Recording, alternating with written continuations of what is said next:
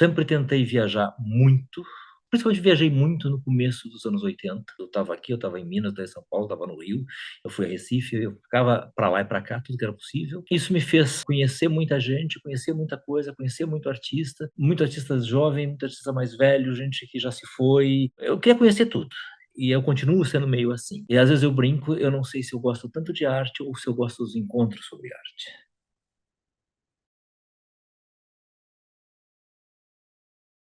Comecei a me interessar por gente de arte com 15 anos. Então, assim, era coisa de fazer na cidade. Tinha um monte de artista, eu ia lá acompanhar. Eu adorava acompanhar aquela coisa toda. Adorava aquelas pessoas diferentes. Era uma fascinação muito de adolescente por tudo isso que era muito estranho, porque era tudo muito quadrado. E depois teve momentos de levarem artistas para pintarem a cidade, para desenhar a cidade. Então, assim, iam desde turmas do Instituto de Arte, alunos, artistas que tinham importância já na tradição do Rio Grande do Sul de arte, iam para lá e tudo mais. Então, eu conversava com as pessoas, ajudava a levar, levava nos lugares que elas perguntavam. Havia uma interação. Aí me convidavam para jantar, virava madrugada discutindo coisas, isso me fascinava. Mas naquele tempo eu acreditava em pintura, em desenho, então eu desenhava uma coisa formal, eu desenhava figura humana. Como qualquer escola de arte vai te, ainda mais naquele período, vai te ensinar. E aí aconteceu debate sobre política, sobre tudo que estava acontecendo, com amigos, colegas, durante o ano inteiro. E aí houve uma pressão sobre uma pessoa que tinha grafitado umas coisas tipo a baixa ditadura, ou liberdade, umas palavras de ordem política, e tentaram de toda forma fazer pressão para caçar, porque iam prender, porque não sei, um certo terror sobre isso. Eu fiquei muito indignado.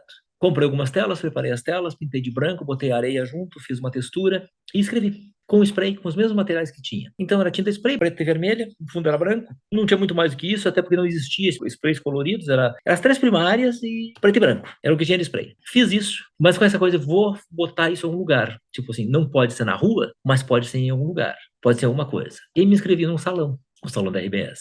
E foi a maior polêmica, porque uma parte queria me dar um prêmio e uma parte mais acadêmica queria me recusar, porque aquilo não era nada, que aquilo era um absurdo. E quem queria me dar prêmio era o diretor de arte do Museu de Arte do Rio Grande do Sul. Quando eu vim buscar os trabalhos, que eu ganhei uma menção honrosa que não estava no rol de premiações, que não significava nada, era só um papel menção honrosa, um negócio que não é me adiantou de nada, não pagou nenhum trabalho, mas tinha uma carta do diretor para falar com ele no museu. Eu fui ao museu, ele me perguntou se eu tinha mais daquilo, eu tinha feito 4 ou 5. Tenho. Aí foi um mentiroso. E ele sabe disso. Ele já falei assim, mas depois eu contei pra ele. Ah, então vamos fazer uma exposição. Tu consegue uns 30, 40 trabalhos pra fazer uma exposição? Consigo. Peguei tela e fiz a exposição. Por acaso, o Bard tinha pichado o MASP e tinha parado na delegacia. Os pilares do MASP eram de concreto e a campanha política enchia de pichações, aquela base do MASP. E isso foi parar na Veja. E a minha exposição foi parar na Veja, como contraponto. Ou seja, a institucionalização e não. Isso me colocou em algum lugar. Foi muito bom, eu tinha 18 para 19 anos. Mas foi muito sofrido, porque ao mesmo tempo a cobrança vem, e vem pesada. Aí comecei a escrever isso tudo em salão, daqui, dali, dali, dali, e comecei a entrar e ganhar e participar. O salão era a vida naquele momento. O salão te colocava em algum lugar. Quando eu comecei a fazer, eu precisava entender as coisas de pintura. E aí aquela coisa de desenhar com lápis 3H, desenhar observação, desenhar, repetir 50 vezes o mesmo desenho, 70 vezes o mesmo objeto, para tentar soluções diferentes com aquele mesmo lápis. Aquilo te dá domínio das possibilidades de um mesmo material. Então eu sempre me interessei muito por material, como é que prepara uma tela, como é que se faz uma tinta, como é que faz. Quanto mais eu sei, eu mais sei que eu posso mudar isso, eu posso subverter isso. E esse trabalho teve essa subversão, foi de uma irritação que surgiu a manifestação quase que política em cima de um trabalho. Depois, a subversão vai pela forma da palavra. Eu reduzo a palavra quase que uma letra e multiplico ela em 120 vezes, que é só um X. Daqui a pouco esse troço me cansou, porque isso aí fica assim, eu vou fazer essa mesma coisa. E eu tinha ido para a Alemanha, comecei a pintar totalmente diferente. E aí aconteceu um fato, que foi assim, eu fui para a Alemanha e eu tinha um ateliê, mas eu não podia sujar o chão, porque era um chão de um patrimônio histórico. Eu forrei todo esse chão de papel excepcional, porque é o que eu tinha, eles me davam papéis maravilhosos, eu forrei todo esse chão e trouxe todas essas folhas de papel para pintar em cima depois, para ter mais papel aqui para trabalhar. E eu comecei a olhar para aquilo, não, isso está pronto. Aí eu comecei a forrar chão de ateliê, forrar chão dos outros ateliês. E aí eu me dei conta de uma coisa, quando eu pego esse chão ou esta parede e eu recorto um espaço, eu faço o mesmo trabalho de 82. Porque em 82 eu não escrevia nada que não estivesse nos muros e nada que não fosse da mesma forma que era escrito nos muros. É uma fotografia. É o exercício de tu fazer aquela goleirinha do Dürer, de enquadramento, de como é que eu enquadro, que é a mesma coisa da fotografia. Então, assim, o trabalho vai para um outro lugar. Várias coisas na minha vida aconteceram e eu continuei produzindo muito esse trabalho. Só que esse é um trabalho que tem muito tempo. Eu forro um ateliê, eu 4 anos no ateliê, 3 anos, tem 7 anos. 6 anos forrado, e aí ele vem para mim, aí eu vou ter que quebrar a cabeça. Aí começou as polêmicas. Ah, mas tu pinta em cima. Ah, tu não fez não sei o quê.